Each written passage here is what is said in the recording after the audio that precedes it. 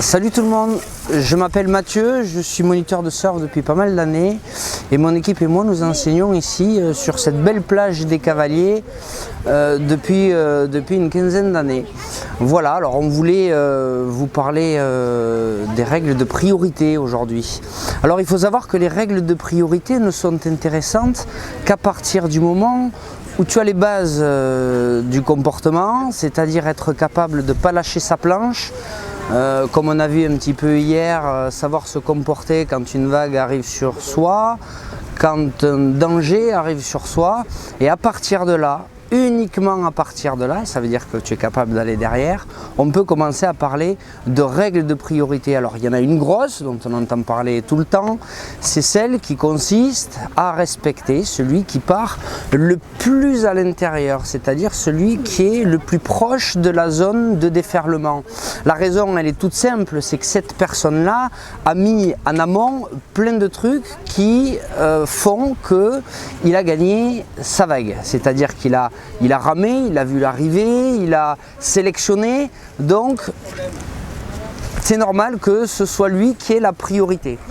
Si tu n'as pas la priorité, que tu pars quand quelqu'un part derrière, on dit que tu le taxes. Alors ce qui est dangereux, c'est évidemment pour le taxeur de partir tout droit et de couper la route à celui qui part vers l'intérieur, sachant que celui qui part vers l'intérieur, son souci premier, ça va être de ne pas se faire avaler par la mousse, donc être capable pour lui de prendre directement de la vitesse, et quand il y a quelqu'un qui part devant lui coupant la route, il ne peut pas faire grand chose. Alors évidemment, ça peut laisser cours à pas mal de situations indélicates, comme des accidents par exemple. Voilà, alors ensuite il y a des règles de comportement à avoir pour celui qui se rend au large et qui est confronté au surfeur qui lui prend la vague. Est-ce que je pars tout droit? Est-ce que je passe par derrière? Est-ce que je vais subir parce que finalement je ne peux pas faire grand chose d'autre? Dans ce cas-là, je prends la planche, j'esquimote, on ne le répétera jamais assez, les règles de priorité ne sont valables qu'à partir du moment où tu es capable d'aller au large sans faire n'importe quoi avec ta planche. Voilà, alors il y a plein de trucs très basiques à savoir, mais moi si je vais